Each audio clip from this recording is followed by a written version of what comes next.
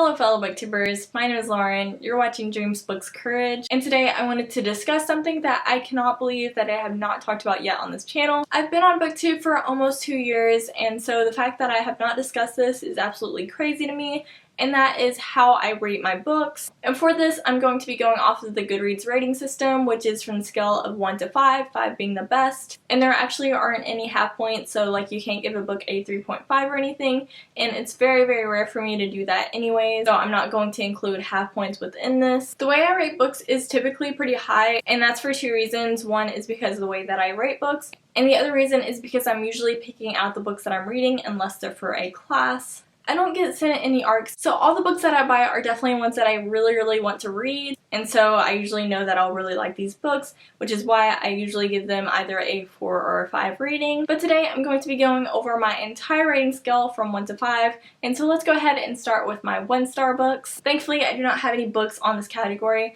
because any books that I feel like I would hate or I would dislike for some reason would not be read at all. I would just not read them, or I would never finish them. Something like that would happen, but I've never read a book that I've absolutely hated like that, so none of them have gotten the 1-star rating, which I really don't even have a proper system for. I just say it's kind of like if I absolutely hate a book or if I absolutely dislike it. And that's usually more on a moral scale, because I can't really see myself giving an author a 1-star review when I know that that author has worked hard on that book, but if for some reason they've had it ghostwritten and maybe it's also very bad morally as well, then I might give it a 1-star rating, but I've never read anything like that, thankfully, and hopefully I never will. The next rating is a 2-star rating, and I'm pretty sure I've only given this rating to one book, and this rating basically means that I never want to read this book again. Something that I did not mention at the beginning of this video is the 2 things that I take into account for my rating system. The first thing is how much I want to reread that book, whether it be over a day or a month or a year or a lifetime.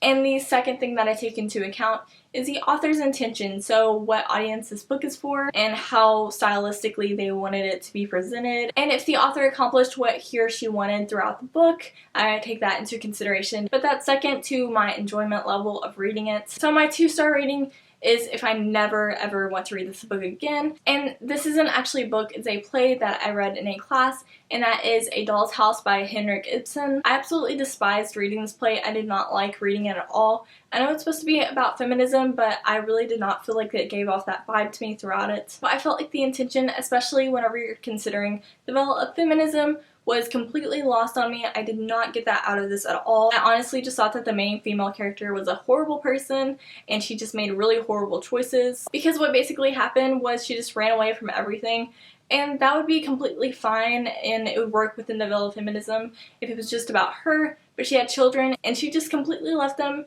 didn't care. I felt like this play was so emotionless. Maybe if I actually saw it in a theater I would enjoy it more, but reading it, it was horrible. The main character was whiny and I just didn't like it at all. So it failed me at its intention, and secondly, it failed me at how much I enjoyed it, since I never really want to pick this up again.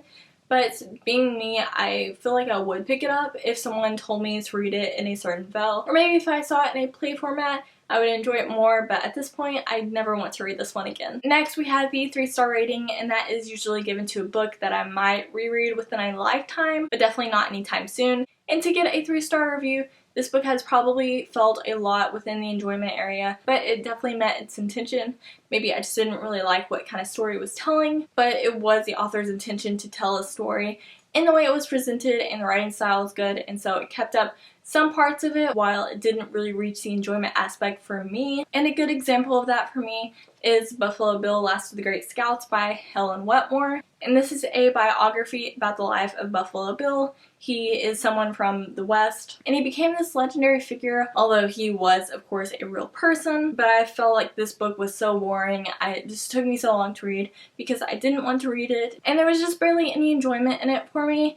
But the author definitely did reach her intention. She told a good biography of Buffalo Bill, and the writing style was surprisingly good. So she really did hit all the points of what she wanted to accomplish within this, It's just that I didn't enjoy this, so I definitely felt like it deserved a 3-star rating. Next, of course, we have the 4-star rating, and this is given to a book that I feel like I could reread within a year, although I probably won't. I feel like I could. And within this video, I wanted to talk about vastly different genres to really help you guys understand how author's intention really matters to me along with my enjoyment level. 4s are usually pretty strong both within the enjoyment and the intention level, and one of the books that I gave a 4 was Diary of a Wimpy Kid Old School. This is a middle grade novel, very different from Buffalo Bill. And the reason why this one was rated higher was for 2 reasons, of course.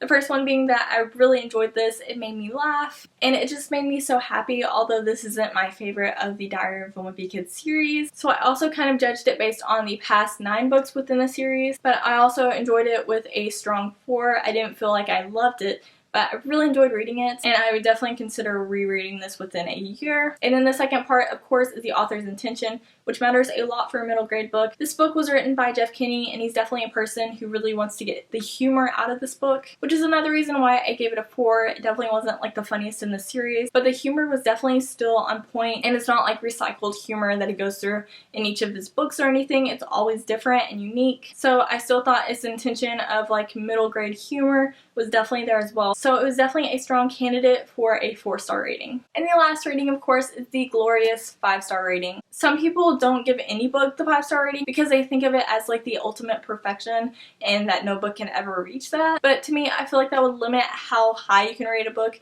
and how many stars you can give it, and you could only give it up to 4. So I feel like that just limits the range of where your books can be on enjoyment and intention level. So I personally just do not do that. For me, this is a book that I could reread immediately, or at least reread within a month. The book that I chose to show for this one is The Great Gatsby by F. Scott Fitzgerald. This is probably a 5-star rating book for a lot of people. Originally for me though, this was a 4-star rating the first time I read it, which was only a year ago, and I feel like that was mostly because my enjoyment level was only at 4 stars at that point, but now it's at 5 stars. I enjoyed this book so much more the second time I read it, and I think it was maybe because I understood what was happening more and the symbolism and metaphors within it as well. The reason why I'd want to reread this book immediately or within a month is because the language is so rich that I feel like I just can never get all of it within one reading at it. And so every time after I'm done, especially with a class, talking about this book, I just feel like immediately rereading it. So it's definitely a 5-star on that. As I said before, I enjoyed this more on a 5-star level this time than a 4-star level.